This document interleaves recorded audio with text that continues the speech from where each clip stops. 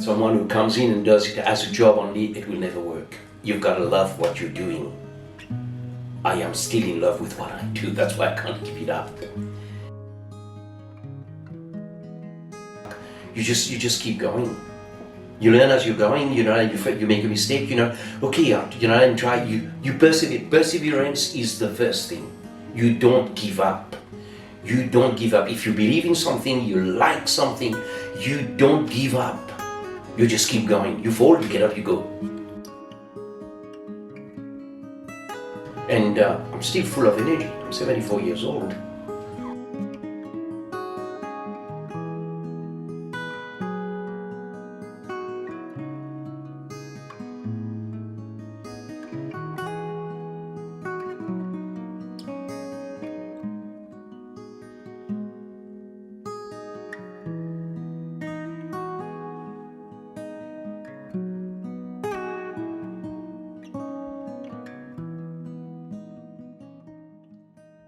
My name is Josian, but I'm known as Joss here in Australia.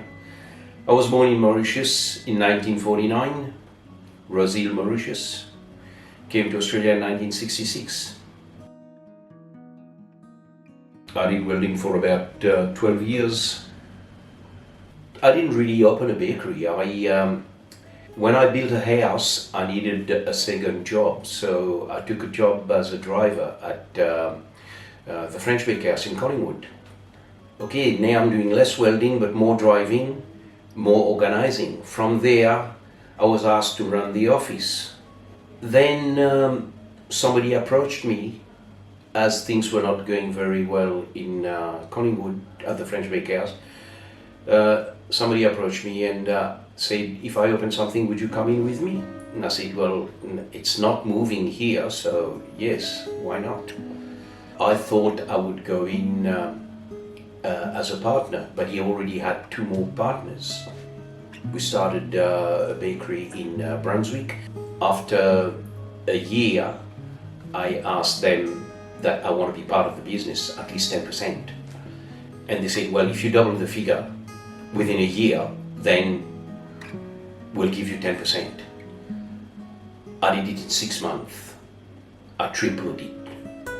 One of the partners came to me and he said, look, if you want now, we'll sit down and organize it and organize that you get 10% of the business. And but the other two partners were not happy with that. And I said 12 months, I will wait for my 12 months. But after 12 months, the other two still didn't want to move. And I wasn't going to take that. So it was either I walk out or I buy them all out. And in the end, I don't know how I did it, how I raised the money, and I bought them all out. I knew nothing of baking or anything about patisserie or whatever. I ran the office, I had customers, I had clientele, and I knew what I was doing there. So once I took over, I had 27 people working under me, so that was all right. I wouldn't have got into the business otherwise. There were pastry cooks, bakers and everything. The place ran 24 hours a day, and I was there for 15, 16 hours in the beginning. But we had so much problems through the production. So in the end, I decided to, okay, you got to start learning. So I started buying books and finding out what is the reason that you use salt in a sugar pastry. There must be some chemical reaction happening there or whatever.